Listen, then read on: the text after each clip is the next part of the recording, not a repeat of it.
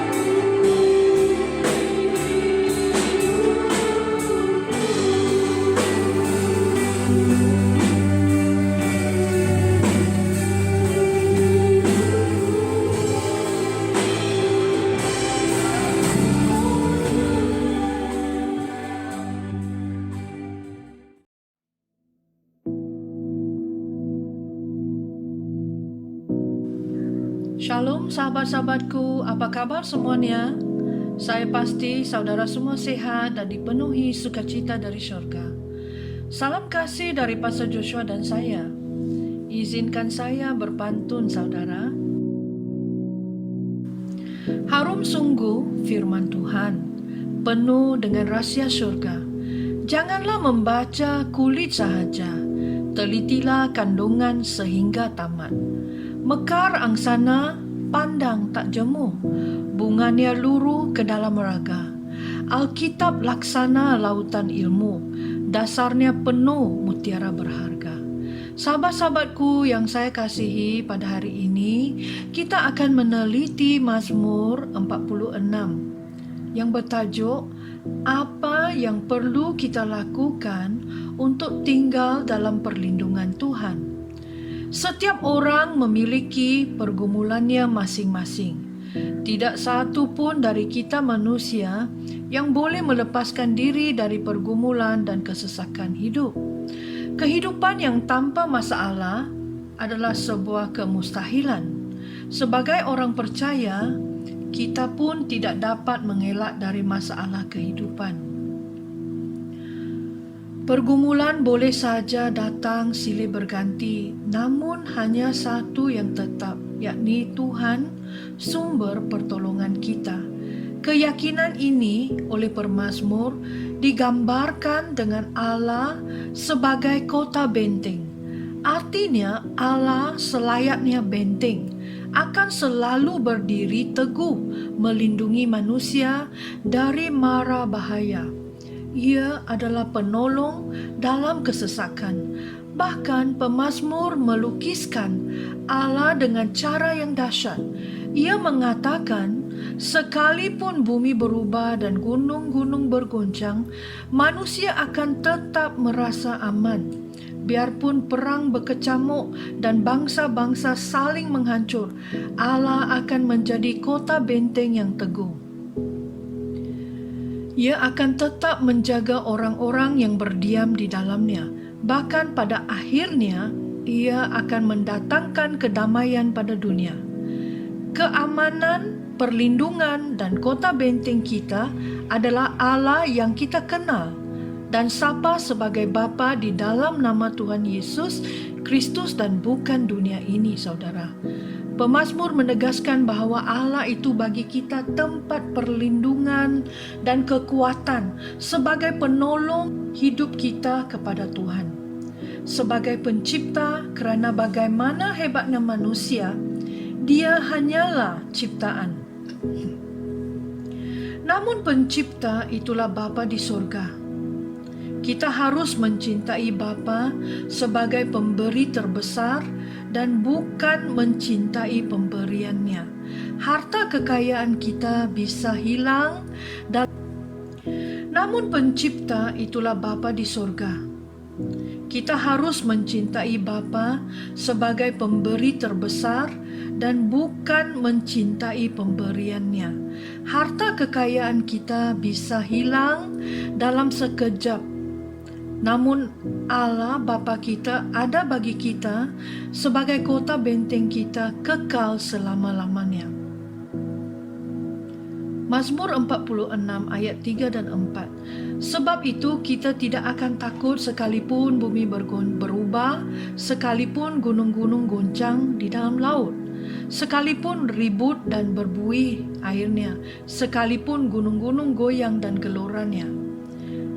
Ayat ini menjelaskan, sekalipun kita hidup berkelimpahan dalam Kristus, hal itu tidak berarti kita terlepas dan terkecuali dari bencana dan kekacauan. Kerana selama kita masih ada di bumi ini, semua goncangan, termasuk goncangan politik, sosial, dan ekonomi, boleh saja menimpa hidup kita. Tetapi puji Tuhan saudara, bagi kita anak-anaknya, Tuhan adalah perlindungan dan kekuatan. Oleh sebab itu, Tuhan mengkehendaki agar kita fokus kepadanya. Diamlah dan ketahuilah, akulah Tuhan. Artinya, tanpa Tuhan, semua usaha kita akan sia-sia. Dalam situasi dan kondisi apapun, kota benteng kita adalah Tuhan. maka kita harus dengan sepenuh hati mengasihi dan mengandalkan Tuhan dalam hidup kita. Yohanes 1 pasal 2 ayat 15 hingga 17 berkata sedemikian. Janganlah kamu mengasihi dunia dan apa yang ada di dalamnya. Jikalau orang mengasihi dunia, maka kasih akan Bapa tidak ada di dalam orang itu. Sebab semua yang ada di dalam dunia, yaitu keinginan daging dan keinginan mata, serta keangkuhan hidup, bukanlah berasal dari Bapa, melainkan dari dunia. Dan dunia ini sedang lenyap dengan keinginannya, tetapi orang yang melakukan kehendak Allah tetap hidup selama-lamanya. Saudara, kita harus mengasihi Tuhan lebih dari segalanya. Jangan mengasihi dunia ini. Jangan terikat dengan dunia ini. Panggilan Tuhan untuk kita adalah melakukan kehendak-Nya. Puji Tuhan, kita diberkati dengan berkat Tuhan. Namun kita harus mencintai Tuhan dan bukan berkat-berkat-Nya.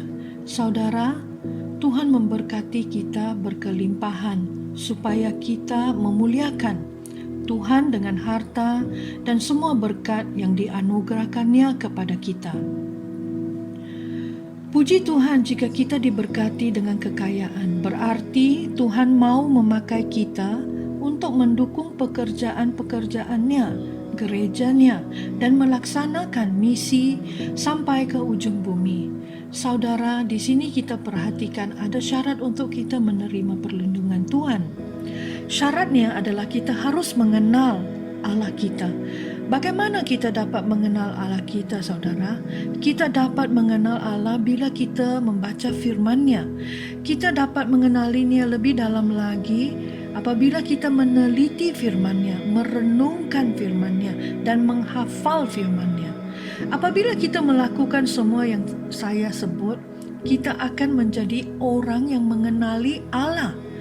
Dan bukan hanya itu, saudara, alangkah indahnya kita juga akan menjadi orang yang dikenali Allah. Allah dan Yesus Kristus akan menjadi sahabat kita. Itulah poin pertama kita, kenalilah Allah. Saudara, poin yang kedua yang ingin saya sharingkan ialah iman. Keamanan dan perlindungan kita bukan datang dari persekitaran, tetapi dari iman kepada Tuhan Yesus Kristus. Walaupun persekitaran kita perlu diamankan, namun iman kepada Tuhanlah yang menjamin keamanan dan perlindungan bagi kita. Apapun yang kita lakukan tanpa Tuhan akan menjadi sia-sia. Jikalau bukan Tuhan yang membangun rumah, sia-sialah usaha orang yang membangunnya. Jikalau bukan Tuhan yang mengawal kota, sia-sialah pengawal berjaga-jaga. Kota Allah pada waktu ialah Yerusalem. Dikepung, tetapi Tuhan hadir dan menolong umat-Nya, sehingga aman dalam perlindungannya. Kota Allah pada masa kini adalah gereja-Nya, juga keluarga kita dalam Tuhan. Kerana kota Allah adalah gereja-Nya, maka jangan kita menjauhkan diri dari pertemuan-pertemuan ibadah. Kota Allah, kediaman yang maha tinggi, disukakan oleh aliran-aliran sebuah sungai. Apa yang dimaksudkan dengan aliran-aliran sungai, saudara? Sila baca di Yohanes pasal 4 dan di Yohanes pasal 7. Aliran-aliran sungai itulah aliran-aliran air hidup. Air hidup adalah Roh Kudus dan firman Tuhan. Roh Kudus dan firman Tuhan senantiasa membersihkan dan menyegarkan hidup kita.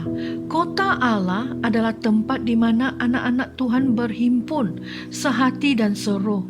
Itulah gereja Tuhan dan keluarga kita yang dialiri oleh aliran air hidup yang selalu menjadi rema dan kasih serta kuasa yang menopang kehidupan kita. Kita memerlukan keduanya, saudara, kerana kita tidak kebal dengan keadaan di dunia ini. Saudara, kita senantiasa memerlukan aliran air hidup. Kita memerlukan Allah sebagai kota perlindungan. Dimanapun kita bersekutu dalam nama Tuhan Yesus, di sana pasti ada mujizat. Di mana kita bersekutu dan berdoa, di sana ada perlindungan Tuhan. Kemanapun kita pergi, tidak ada tempat yang aman di dunia ini, saudara, kecuali di dalam Tuhan Yesus. Itulah tempat perlindungan kita. Mazmur 125 ayat 1 berbunyi demikian, orang-orang yang percaya kepada Tuhan adalah seperti gunung Sion yang tidak goyang, yang tetap untuk selama-lamanya. Di Ibrani 11 menjelaskan bahwa semua tokoh iman tetap setia kepada Tuhan sampai akhirnya. Sekalipun mengalami berbagai penderitaan, mereka tetap beriman dan setia sampai akhir. Poin yang kedua yang saya ingin ajukan pada hari ini adalah iman. Saudara, kita harus mempunyai iman dan kepercayaan kepada Tuhan Yesus Kristus. Iman kepada Yesus Kristus sangat penting. Tanpa iman kepada Tuhan, sia-sia saja semua pengetahuan akan dirinya.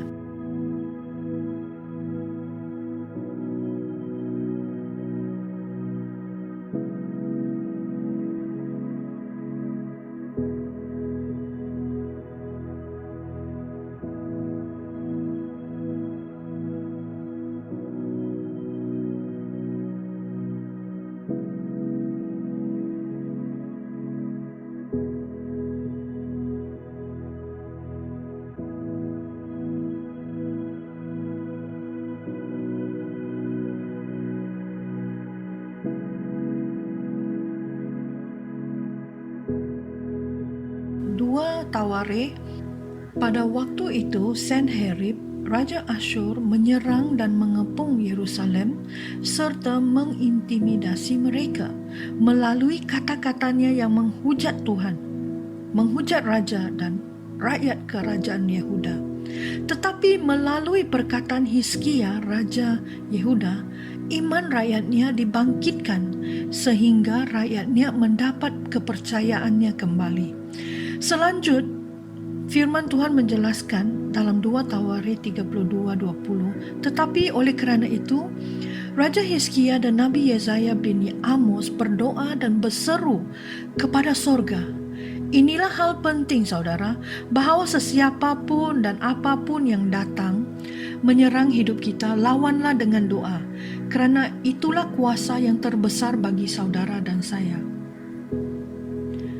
Tertulis, maka Raja Hizkia dan Nabi Yesaya anak Amos berdoa dan berseru ke sorga. Lalu Tuhan mengutus malaikat yang melenyapkan semua kesatria gagah perkasa, pemimpin dan panglima yang ada di perkemahan Raja Asyur, sehingga dia pulang ke negerinya dengan muka yang diaibkan.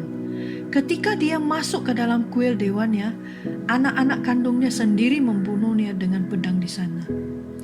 Demikianlah Tuhan menyelamatkan Raja Hizkia dan penduduk Yerusalem daripada tangan Senherib Raja Asyur dan daripada tangan semua orang. Dia mengaruniakan ketenteraman kepada mereka di segala penjuru. Yahweh tetap yang berkuasa di atas segala keadaan. Dari kisah ini, kita belajar bahawa Tuhan adalah kota benteng kita. Keamanan, perlindungan dan kota benteng kita adalah Tuhan yang kita kenal, yang kita sapa sebagai Bapa di dalam nama Tuhan Yesus. Poin yang ketiga yang harus kita ingat adalah kita perlu berdoa.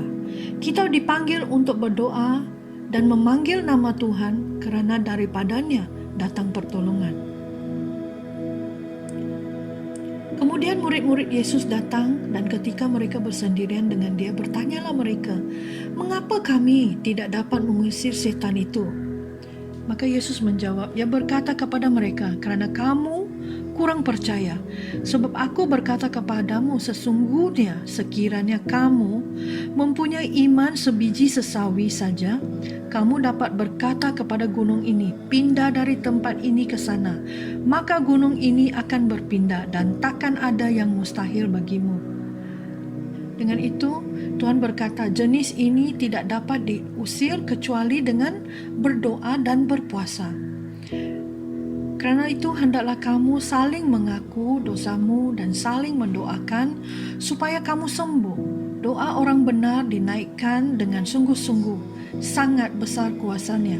Yakobus 5 ayat 16. Saudara, dari ayat-ayat yang baru saya baca, kamu dapat perhatikan doa dan puasa dan juga iman sangat-sangat penting.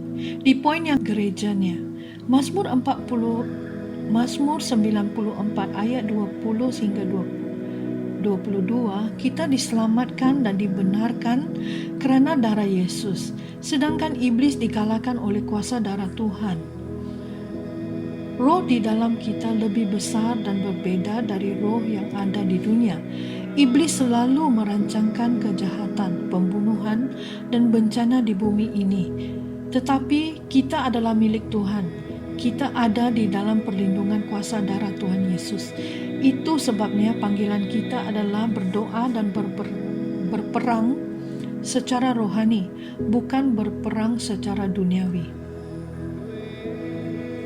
Mazmur 18 ayat 2 dan 3. Tuhan, bukit batuku, kubu pertahananku dan penyelamatku, Allahku, gunung batuku, tempat aku berlindung, perisaiku, tanduk keselamatanku, kota bentengku. Terpujilah Tuhan, seruku, maka aku pun selamat daripada musuhku. Tuhan mengkehendaki agar kita mengasihinya, saudara. Tuhan tidak akan membiarkan kita, sebaliknya Dia akan menolong kita tepat pada waktunya. Saudara, di Mazmur berperang secara rohani, bukan berperang secara duniawi. Mazmur 18 ayat 2 dan 3.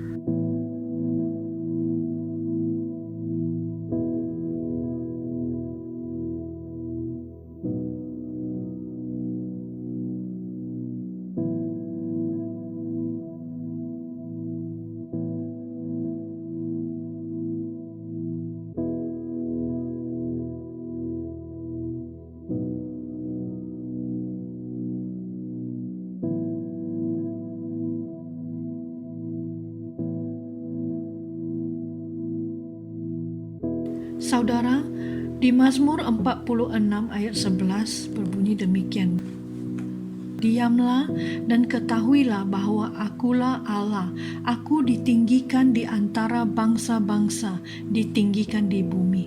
Tuhan mengkehendaki agar kita diam dan mengetahui bahwa Dia adalah Allah.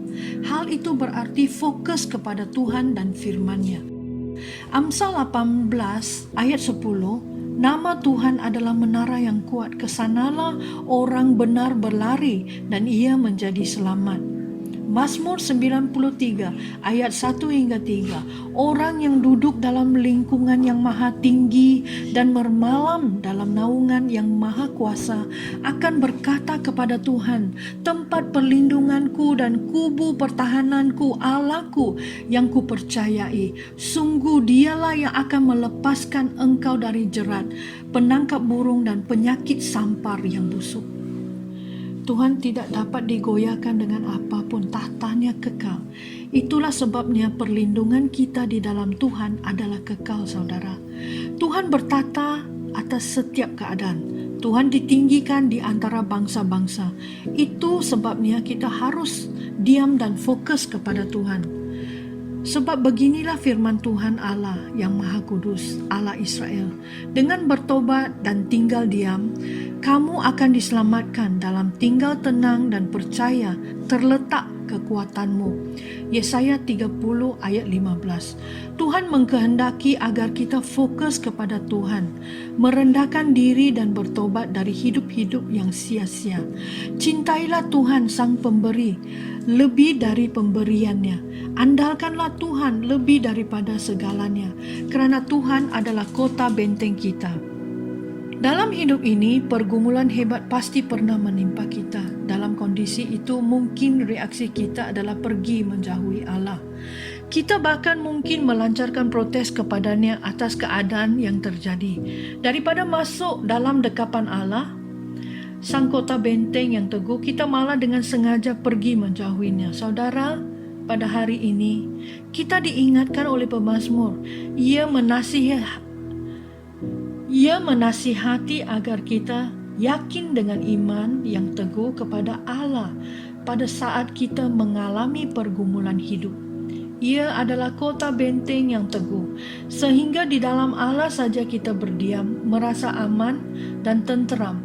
Mari saudara, kita bernekat membaca firman, dengan itu iman kita akan bertumbuh. Dan kerana ada pengetahuan dan iman, kita akan senantiasa digerakkan untuk berdoa di saat kita perlu perlindungan dan pertolongan.